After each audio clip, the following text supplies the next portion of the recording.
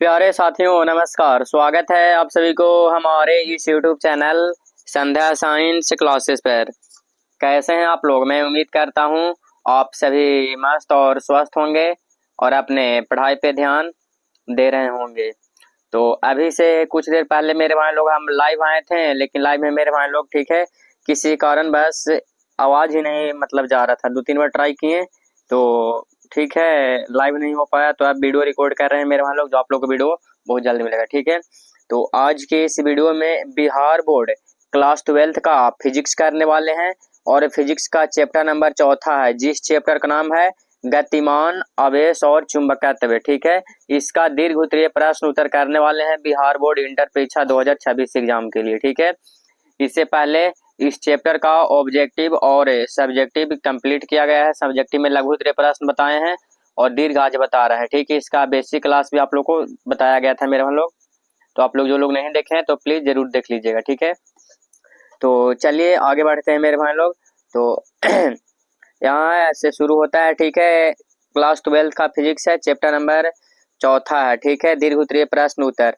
तो पहला नंबर प्रश्न है चुंबकीय बल क्या है। ठीक है, मैग्नेटिक फोर्स मेरे भाई लोग क्या है, इसका सूत्र लिखिए। ये आप लोग का प्रश्न पूछा जाएगा। तो कितना नंबर में मेरे भाई लोग? 5 में ये प्रश्न पूछा जाएगा, क्योंकि दीर्घ उत्तरीय प्रश्न है। ठीक है, चुंबकीय बल क्या है और इसका सूत्र लिखना है। तो ध्यान से सही भाई में लोग देखिएगा, 100% आप लोग को समझ में आएगा। तो यहाँ पे कह रहा है कि जब कोई आवेशित कण किसी चुंबकीय क्षेत्र में गति करता है। ठीक है, जब कोई आवेशित कण किसी चुंबकीय क्षेत्र में गति करता है तो उस पर लगने वाला बल को चुंबकीय बल कहते हैं। ठीक है, जब कोई आवेशित कण किसी चुंबकीय क्षेत्र में गति करता है तो उस पर लगने वाला बल को क्या कहते हैं? तो चुंबकीय बल कहते हैं। यह बल हमेशा कण की गति की दिशा और चुंबकीय क्षेत्र दोनों के लंबवत होते हैं। ठीक है, यह जो बल है हमेशा कण की गति की दिशा और चुंबकीय क्षेत्र, ठीक है, ये दोनों के क्या होते हैं? लंबवत होते हैं। इसका सूत्र क्या होता है?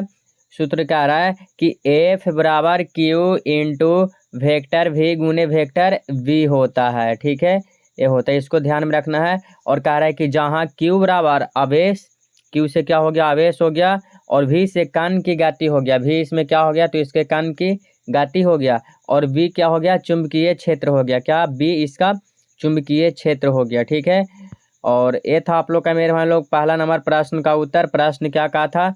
चुंबकीय बल क्या है और इसका सूत्र क्या है। ठीक है, चुंबकीय बल का डिफिनेशन हो गया और इसका सूत्र हो गया। डिफिनेशन आप लोग का हम बताएं कि जब कोई आवेशित कण किसी चुंबकीय क्षेत्र में गति करता है तो उस पर बल लगता है, इसी बल को क्या कहते हैं? चुंबकीय बल कहते हैं। और यह बल हमेशा कण की गति की दिशा और चुंबकीय क्षेत्र दोनों के क्या होते हैं? लंबवत होते हैं। सूत्र F बराबर Q इंटू वेक्टर V गुने वेक्टर V होता है। ठीक है, जहाँ Q आवेश है और V क्या है? कण की गति और V चुंबकीय क्षेत्र है। ठीक है, तो पहला नंबर प्रश्न कंप्लीट हो गया। दूसरा नंबर प्रश्न है लॉरेंज बल क्या है। ये भी प्रश्न बहुत इंपॉर्टेंट है आपके एग्जाम की दृष्टि से। क्या है? तो बहुत बहुत इंपॉर्टेंट है। ठीक है, कई बार आपके एग्जाम में पूछा गया है, आगे भी पूछे जाने की 100% संभावना है। ठीक है, तो जब कोई आवेशित कण, लॉरेंज बल क्या है मेरे भाई लोग? तो समझे उत्तर। जब कोई आवेशित कण विद्युत क्षेत्र E और चुंबकीय क्षेत्र B दोनों में गति करता है। ठीक है, विद्युत क्षेत्र E और चुंबकीय क्षेत्र B दोनों में गति करता है तो उस पर दो बल लगते हैं। एक बल लगता है विद्युत बल F E बराबर QE, और दूसरा क्या है? तो चुंबकीय बल लगता है FM बराबर Q इंटू V गुने V। ठीक है, दो बल लगता है, विद्युत बल और चुंबकीय बल लगता है। अब आगे कह रहा है कि दोनों का प्रयोग ही लॉरेंज बल कहलाता है। ठीक है, दोनों का प्रयोग ही लॉरेंज बल कहलाता है। F बराबर Q into E plus V गुने B। ये जो सूत्र है ये भी यहाँ पे इम्पोर्टेंट है, इसको लिखना पड़ेगा एग्जाम में और जरूरी भी है। ठीक है, और कह रहा है कि यह बल कण की गति की दिशा को बदलता है लेकिन उसकी ऊर्जा को नहीं। ठीक है, कण की दिशा को बदलता है।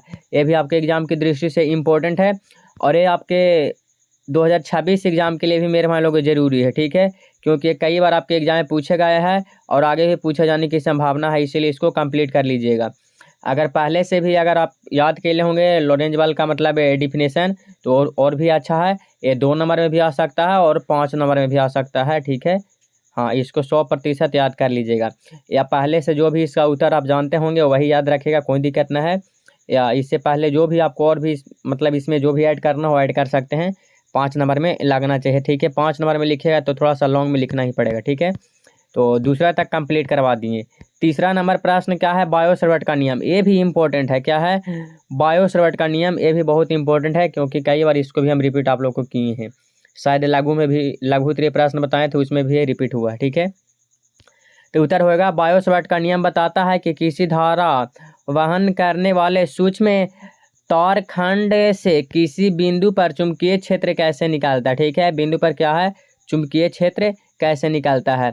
अब इसका भी सूत्र क्या है, इसका सूत्र क्या है, डी बराबर म्यू नोट बटा 4 पाई इंटू डी एल गुने,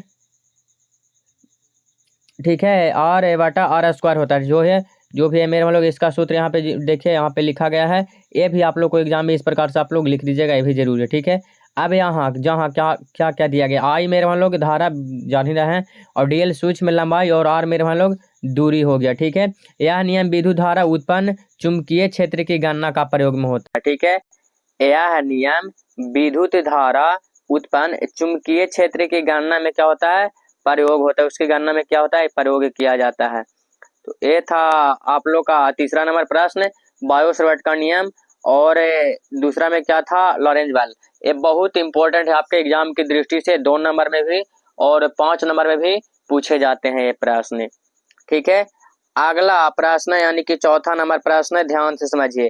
दाहिने हाथ का अंगूठा नियम समझाइए। दाहिना हाथ का अंगूठा नियम क्या कहता है, यदि कोई सीधा चालक विद्युत धारा वहन करता है, कोई सीधा चालक है जो विद्युत धारा वहन करता है, तो उसके चारों ओर चुंबकीय क्षेत्र उत्पन्न होता है। क्या होता है, चारों ओर चुंबकीय क्षेत्र उत्पन्न होता है। और धारा की दिशा में दाहिने हाथ का अंगूठा रखते हैं, और मुड़ी हुई अंगुलियां क्षेत्र की दिशा बताती है। क्या बताती है, क्षेत्र की दिशा बताती है। अर्थात धारा की दिशा और चुंबकीय क्षेत्र की दिशा के बीच का संबंध यह नियम दर्शाता है। यही नियम क्या है, दोनों के बीच को दर्शाता है, ठीक है। तो आप लोग को मेरे भाई लोग अब तक कितना, तो चौथा नंबर प्रश्न तक बता दिए, लेकिन इसमें मेरे भाई लोग कितने प्रश्न ऐड किया गया है, 10 ऐड कर दिए। 10 प्रश्न लघु उत्तरीय प्रश्न तो और भी बताए थे, दीर्घ उत्तरीय प्रश्न, ठीक है। तो और भी आप लोग का है मेरे भाई लोग, वो आप लोग को आगे बता दिया जाएगा। आज की इस वीडियो में आप लोग को हम 4 ही प्रश्न रहने देते हैं, बाकी इसका PDF आप लोग को भेज देंगे, याद कर लीजिएगा। बाकी और 6 प्रश्न है, अगले क्लास में आप लोग को बता दिया जाएगा, ठीक है। तो इससे आप लोग अवश्य और 100% मेरे भाई लोग कंप्लीट जरूर कर लीजिएगा, ठीक है। तो मिलते हैं आप सभी भाई बहनों से अगले क्लास में, तब तक पढ़ते रहिए और आगे बढ़ते रहिए, ठीक है। मिलते हैं अगले क्लास में, धन्यवाद।